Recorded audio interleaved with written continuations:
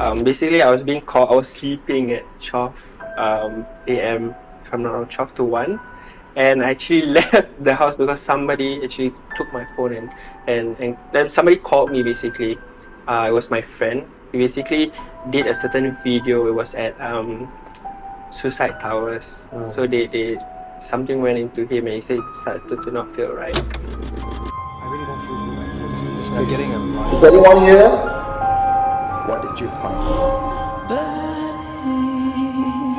You are listening to Supernatural Confessions. Welcome to Supernatural Confessions, Danish. Thank you so much. Thank you. And I think it's been almost half a year since we last met. Yeah, that was in June. Wow. So, for those of us who do not know who Danish is, from how I got to know him was actually through Guru Murali. Yes, correct. So Guru Murali, if you have seen on our channel, he's also a practicing master and someone who has been teaching me and guiding me in meditation.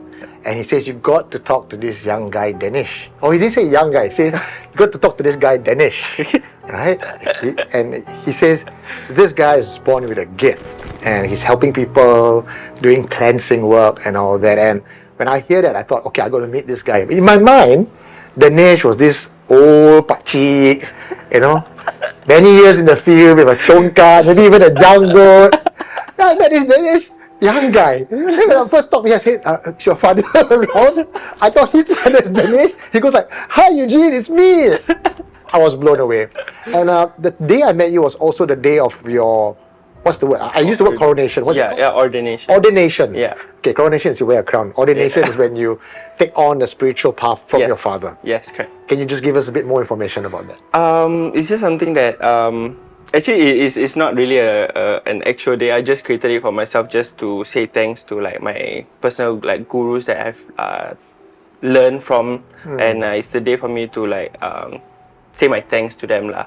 So because I'm taking on that, my dad gave me that guru title already, so I'm pretty excited for it, I guess. Right. So when we say guru, it's like I mentioned, I always imagine an old man. So how is it like being a young guru? It's pretty stressful because I'm still being put to the test by my dad. Okay.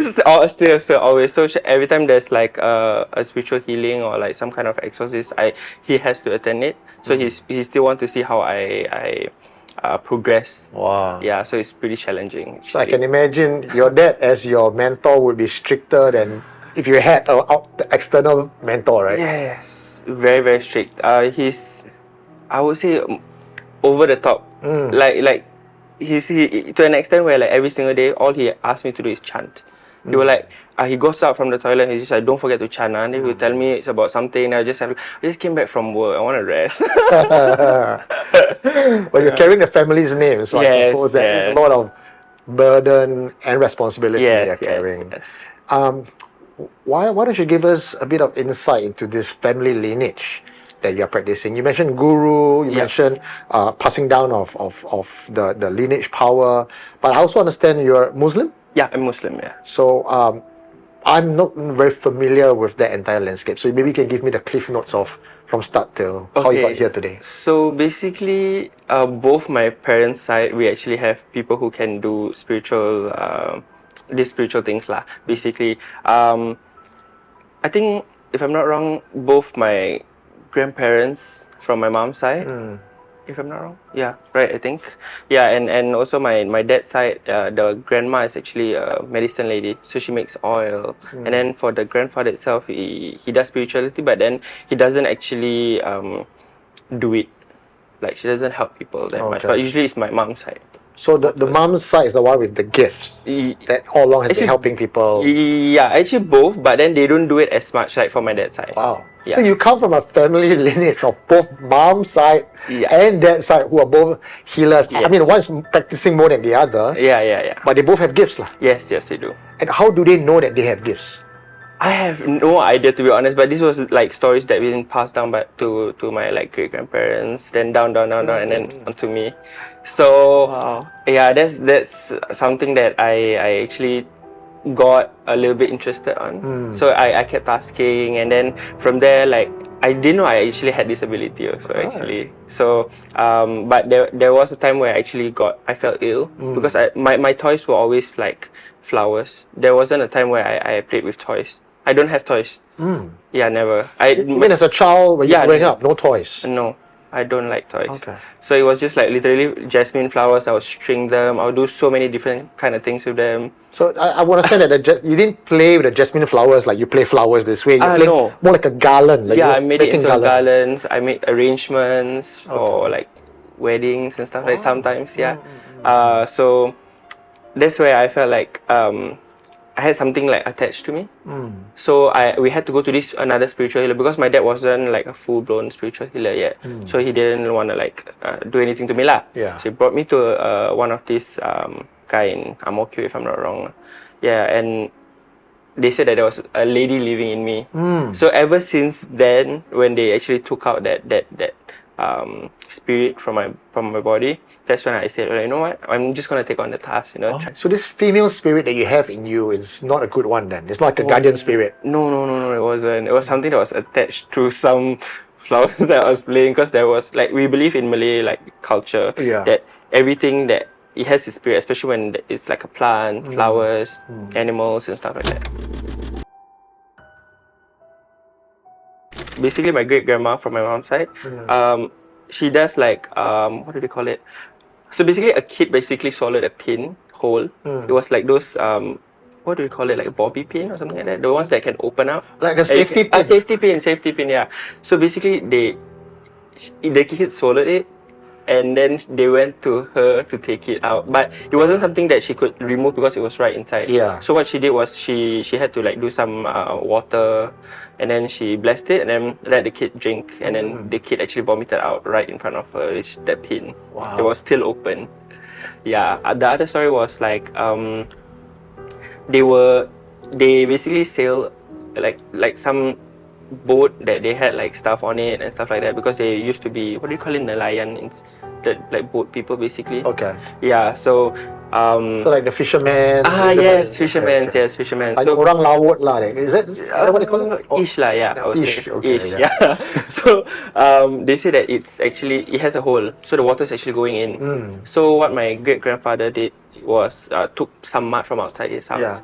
He read something from the Quran, and then he actually pasted on the wall of his house, the one that have hole, because it wasn't like a brick house. Yeah. So it was like a wooden house. So he just pasted, and they actually stopped. Wow. Yeah. Now I'm thinking, right, and I want your opinion on this one, Dinesh. Those practices of your great grandparents' time Yes. were pretty much the norm. Yes. Hearing stories from my own father about his parents Yep. and how the kids in the kampong, they're not even practitioners, we're just dabbling. And I think like sending tuju egg across to your neighbor was considered fun for kids back then. Yes. Then you also hear there's a shaman, there's I can rattle off all the popular pop culture, hantu da Pontianak, the Toyo, right? It was all a norm. Yes, it was all a norm, yeah. But what happened between sometime in the 1930s towards 1990s, where I feel that even in the 80s and 90s, when kampong people were moving to HDB, Yep. high-rise building, no more kampong, there was still a little bit of practice going on. Yep. But somehow in the 2000s, and obviously your generation, it's all gone. Yeah. Why so? I think they just don't take notice of this like spiritual stuff, I think, because like everybody is like on with their phones and stuff like that. So when they, I mean, let's be like blunt, because like when you don't like someone, you just go face to face, Yeah. or like they will hire someone to fight with this person, Yeah. or like, you know, it's quite normal. So last time people, they just don't want to get in trouble. Yeah. They don't want to get in trouble, you know, so they will just ask like someone to send something and stuff like that. But for me, I feel like in this 2000, actually there's more, to my like belief, I feel like there's more of these like BOMO things, or all these tuju, there's more now, right? More now. It's actually in a rising. It's rising, but it's not reported on mainstream news. Yes. I kind of feel that way as well, Dinesh. Yeah. I mean, doing what I do with Supernatural Confessions, of course, we get a lot of stories in. Yeah. I just didn't know it was on the rise. I thought it's something people don't talk about.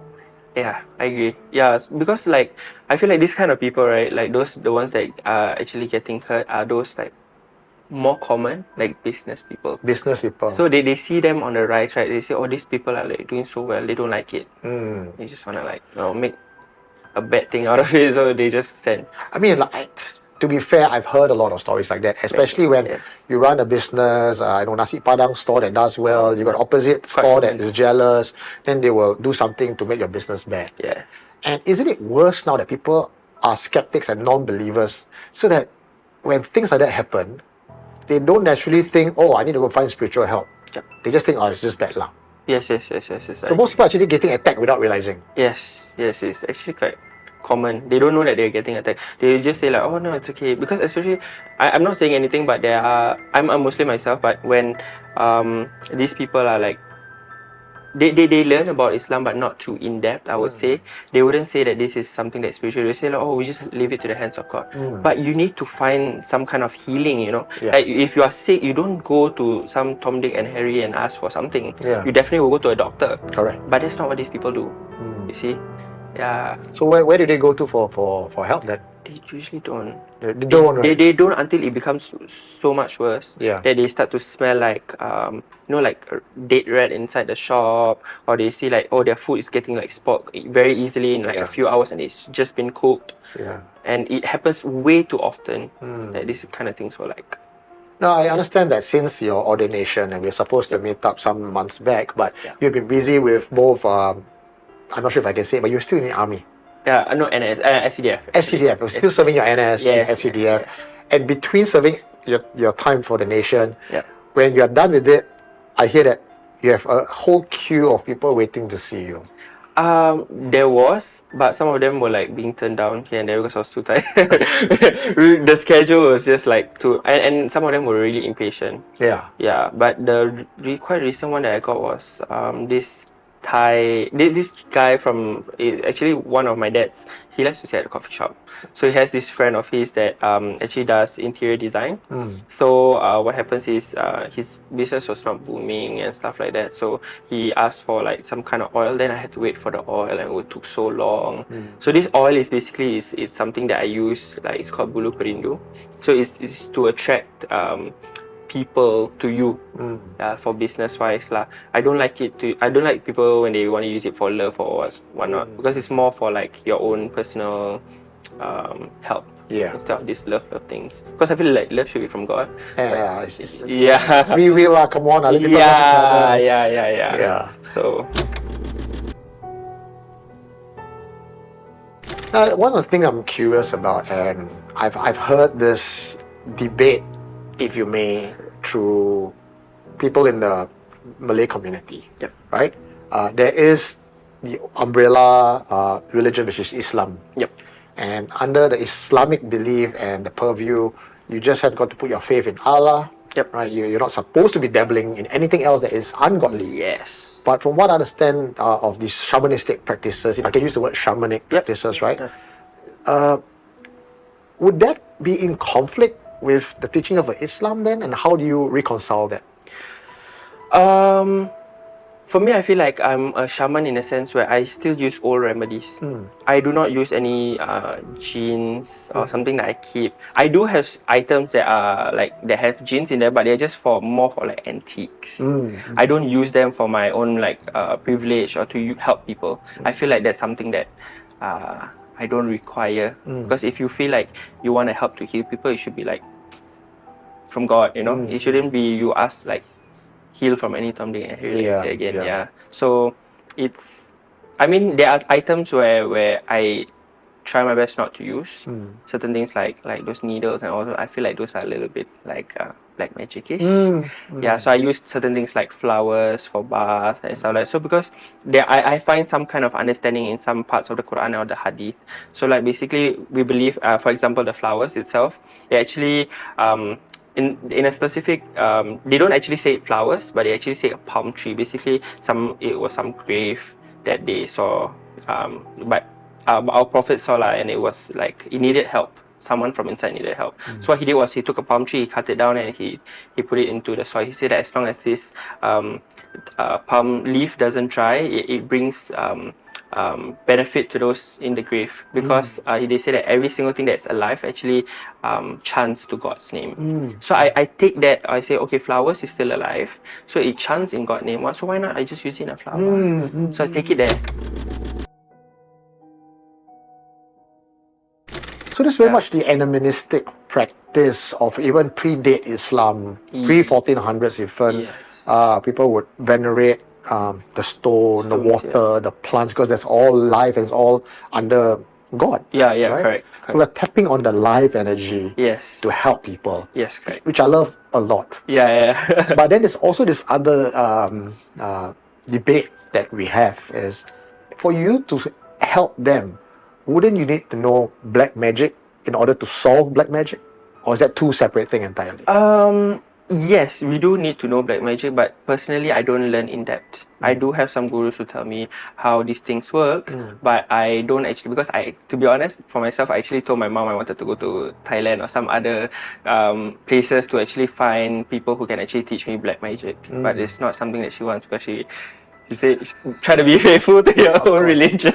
Of course. But like I say, like when I want to learn all this, it's not to use it to my advantage. It's to know what they want. Like what you said, to learn what they use so that I can like encounter, like counterattack basically.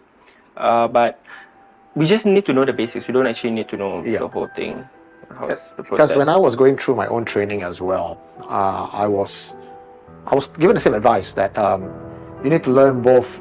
I mean, to them, to my gurus and the mentors, they don't consider black magic white magic. It's magic. The term is actually used by the mainstream people to determine. Basically, magic is magic. It's whether you use magic for good or magic for evil. That determines the black or the white. It's like a knife or a gun. You're a policeman. You hold a gun is to protect you. You're a robber. Use a gun to rob people, right? So that's the distinction between black and white. Yes. There's also another warning I was given. The minute we all go into this line of spirituality, we ourselves have got to be strong enough in our will to prevent ourselves from taking the shortcut. Meaning, you may know all this magic. It'd be very tempting to say someone offends you. Technically, you could do a lot of damage if you wanted to. Yes. But the ability to regulate your emotions and to prevent yourself from walking down that path is where that distinction between correct, white and black. Yes, correct. Was it very difficult as a young man for you? Oh, it's quite difficult actually, because there are times where there were instances where people actually did harm to my family as well. So so those were the times where I feel like these people really need to kena something from me. But I just tell myself, no, why do something to them? Okay. Yeah, because it's something that if I were to do, I'm just the same like them. Going down to their level lah. Yeah. So I don't want to be like that. So why not just let God do His own thing? So just let it be. Okay, you cannot just tell me that story and leave it hanging. You gotta give me the details of that, bro. Okay. So basically, what happened was, it was actually my own helper. I had an Indonesian helper. So she said that she needed to go back home to Indonesia because her mother was lost. She went missing, and her daughter got into an accident. For us, like, we felt okay, like, fine, because we're not mean people, you know. So we just said, okay, why not just go back? But we found out like the same day that she actually left, somebody texted my mom and said that, you pay me money. Apparently, she owed someone $1,000. Okay. Yeah, so I felt like we did nothing wrong to you. We were so nice to you. We brought you out for dinners. We went everywhere with you. You're part of the family. Yeah. And you treat us like this. If you needed money, you could have just came to us. That was like that was my breaking point. I was doing fasting month also. And somehow I was fasting, I was like boiling in the inside. Yeah. So I was just like, you know what? I found something from her room. It was a comb with her hair. I was like, I'm gonna do something bad for her. That's why I tell myself, why bring myself that low? I mean, I always have God in me, like with me. I mean, so like karma. Would there be any repercussions if you had really executed a curse back on her? Not necessarily, but I believe this thing in like committing sins. So that will be something that I might get down here. If I don't get it here, I'm gonna get it the other side when I'm dead. In the afterlife. Yeah.